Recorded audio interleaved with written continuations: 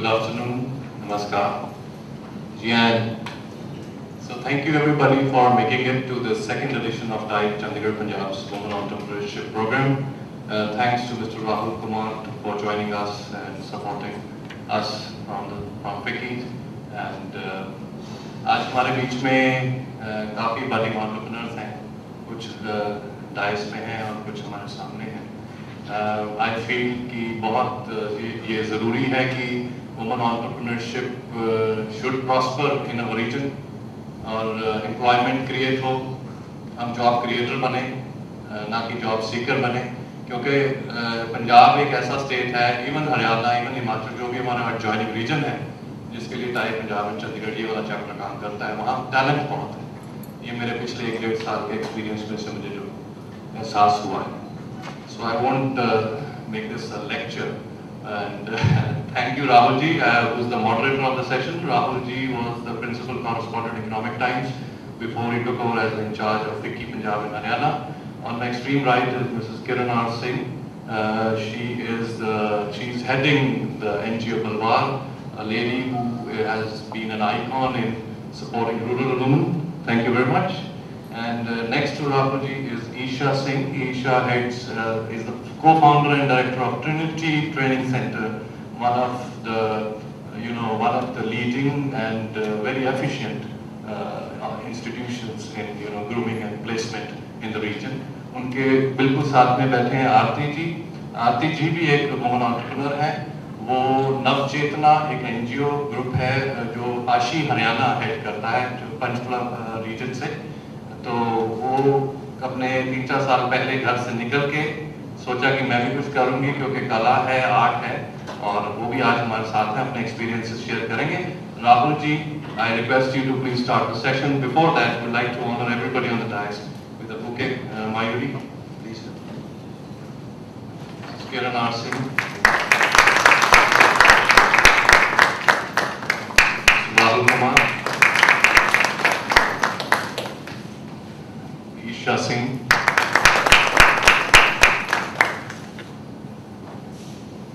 Aarti ji. I would also just take a minute to thank Mayuri for setting up this event. Thank you very much for all your diligent efforts. Thank you.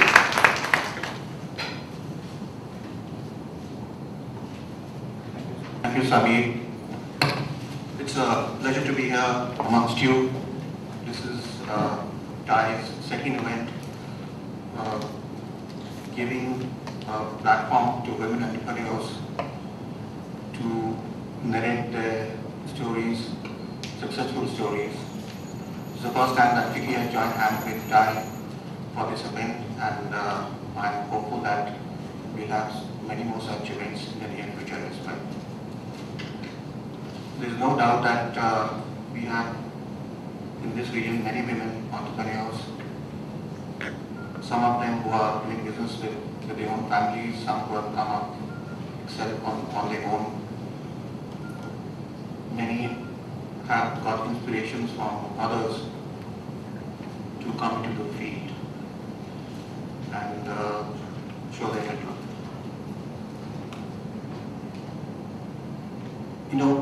In business, there are many difficulties, especially for women. To come into business is not an easy job. There are social constraints, difficulties from the families, from in-laws, finances, marketing, raw material, how to go about, and these very many hurdles at times dissuade many, and many at times that ladies who want to get into this business and think twice.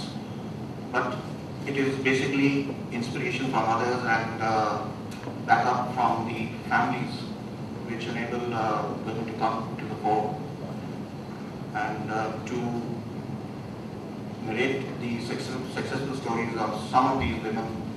We have amongst us, I will start with Isha Singh. She's an MBA from UBS Chandigarh, and she has a passion to excel in whatever she undertakes. Isha today is a successful entrepreneur running a major organization that guides young and eager engineers towards their dreams.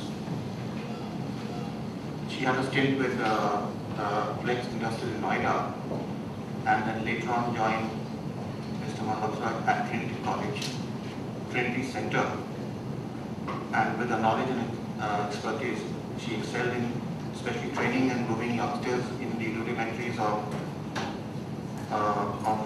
business. Arresting style and ability to deliver goods has helped her to stand on a higher pedestal and have never led to a phenomenal growth at Trinity.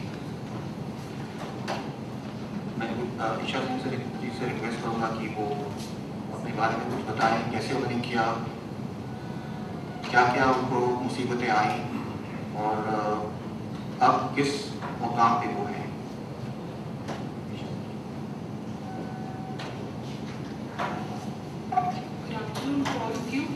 First of all, before I of course tell about myself, as sir has said, I would first like to compliment Time and Mr. Sumeer Walia for starting such a good series of discussions. No?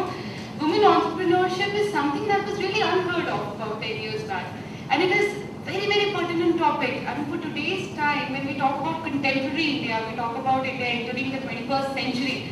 There's so much that is being done by women. And I think this is one topic, or this is one area that is getting a lot of attention from our society and the other people around. Specifically for the issues related to it, because this was never even heard of earlier. So of course, a very, very big round of applause for Time and Mr. doing this. Now, talking about myself, I, of course, I did my MBA from UBS and then I worked in the corporate. See, talking about women entrepreneurship, as a thing. This is something that should be, you cannot have a categorical answer to it, whether it is good or bad, yes or no, it has challenges or no. There are no categorical yes or no's to it. This is one area where, if we see it in stages, there are many stages to a woman being an entrepreneur. I'll tell about myself, I count myself to be amongst the most fortunate ones because I met hands,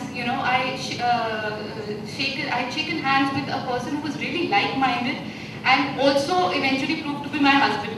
So I had the entire support system in place. My in-laws, my husband, everybody was very, very supportive, and this was something that made really easy, things really easy for me.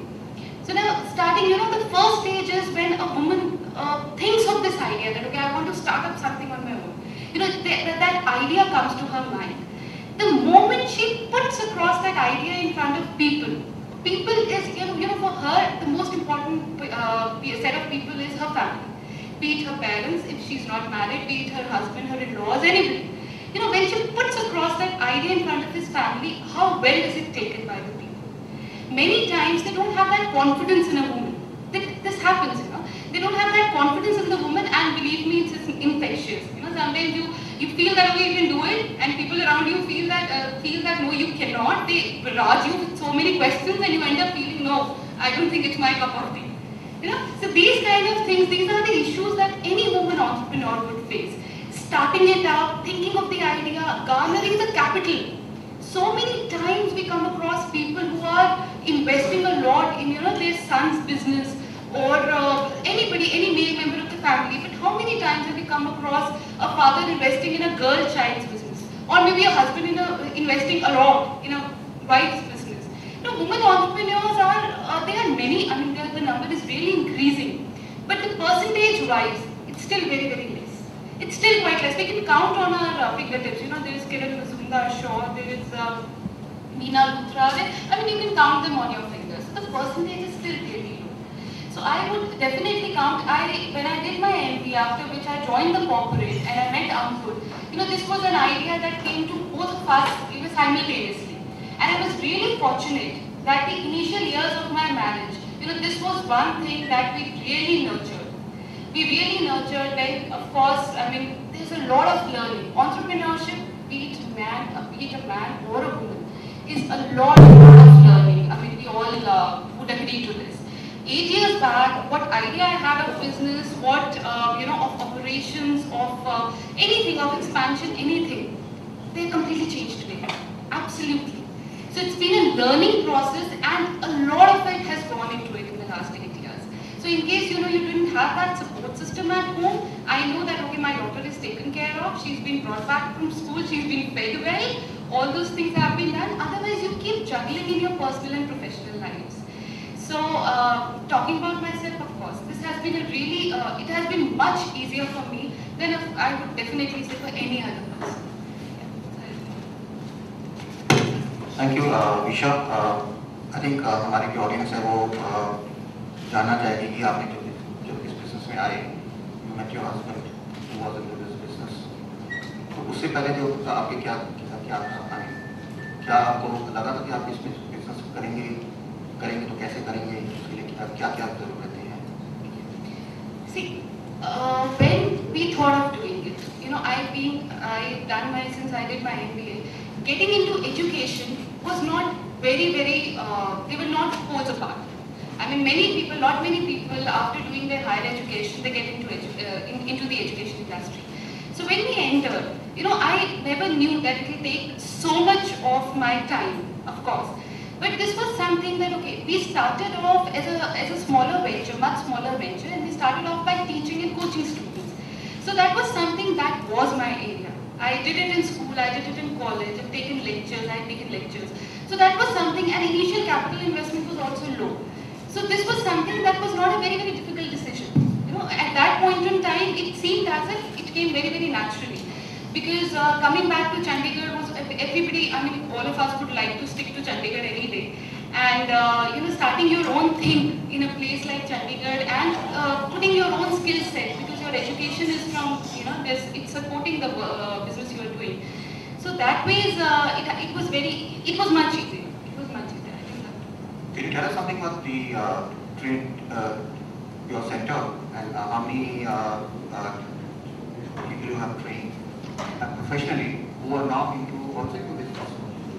And what sort of a capital is required to start such a business? See, we are essentially into the business of training and coaching. That comes under the services industry, so to say. There is no product that is being created, but there are services that are being delivered, in which the students are groomed and they are prepared for coming for the placements. That is when they have to sit for the companies and they have to get placed. So this kind of a business, of course, the initial capital investment was low, but it required a lot of skill set. So the you may say the prime factor in our business was getting that team together, because those were the people who were professionals from their field, and those were the people who had to train those students. So getting that correct team of professionals who were skilled in their work, people who were really good at mathematics, people who were really good at preparing students for interviews, who had a lot of experience in the industry, that was the critical factor. And that was where our backgrounds helped. Because coming from this institute, I was being the alumnus of UBS and other. I was a BCom from SD College before that, BCom honors. So a lot of my friends and people who were around Chandigarh, and I knew that they were really good at their work. I was very, very sure of that. So getting that team together was a bigger challenge, was a very big challenge. And of course, initially when we started, the revenue was very, very low. Last year we had touched a good number, primarily because we expanded. Last year was the year when we scaled up the business, because that is another thing. You start a business, we know many women who are doing business, who started at a smaller scale, who are doing business today, but they cannot, they are not able to scale it up, because that again requires a lot of capital investment, that again requires a lot of risk taking. So I think that is another hurdle that a woman entrepreneur sometimes faces. But last year was the year when we really scaled up, and we've included, and the business has gone about 100-150 times from the times it was when we started. Because the nature of business has changed a little. Initially the students used to come at our center and used to train them there. So there was a restriction of space. There's one center and how many students can come to you to take coaching. Now we send our people, our teams go to different colleges to take classes there. So now we have about 70, last year we trained about 70,000 students in the entire Punjab, Haryana, Himachal region. So that 70,000 reaching, I mean in the last so many years it was 70,000 students we've taught. Last year it was about 15,000 to 20,000. So last year was, I would say, a turning point in the business, wherein the nature of business changed a little when we are sending our people, and the team really grew at a huge pace. Rahulji, sorry to interrupt. We have a question for the panel from Yeah, somebody. sure. Anybody from the panel or एक audience? question है. Yeah. Please don't take this miss. I am talking from experiences from my friends. You are in a busy meeting, very important meeting, and you get a phone from home, कि जी सब्जी की बड़ी रोटी थी, right? Does that happen to you? And if so, how do you take care of it? It happens. Yesterday only, I sent my daughter to school, and I was to attend a very important meeting, and I get a call from a school that she's really unwell. Yesterday it happened, but that is why I said I had a very good support system. My father-in-law is there, my mother-in-law is there, and they are there. I know my daughter would be taken care of. It happens, sometimes you are cutting the cake on her birthday, and your phone is ringing with a client, for a very important meeting you wants to type. It happens, it definitely happens. You keep juggling between the personal and the professional roles. But that is how, but I think women are really good at it. I always feel that they are very good at multitasking. But don't you feel annoyed that the same thing doesn't happen with the husband? No, there are people, sometimes there are people whose wives are even busier than them. They must be getting those calls. So they have to deal with it. You have to have people who are taking care of, these things. Who are taking care of your children, who are taking care of your house. What about the other panelists? What is your, for example, Maybe if you would like to. You're speaking in cliches. It doesn't happen anymore now that it's only the wife's responsibility. Husbands are there, mothers-in-law are there. So, I think Zamana here, where she must have called somebody to take care of her daughter and handle the meeting and rush off. It doesn't happen now that it's considered a woman's role only. If a roti is thin, try the cook. It doesn't matter. Don't call me. So women who are working will have organized all this. That's what I feel. I think Kiran's husband is also here. Probably sitting on the road. So let's ask him how does it work, actually. I don't work that hard.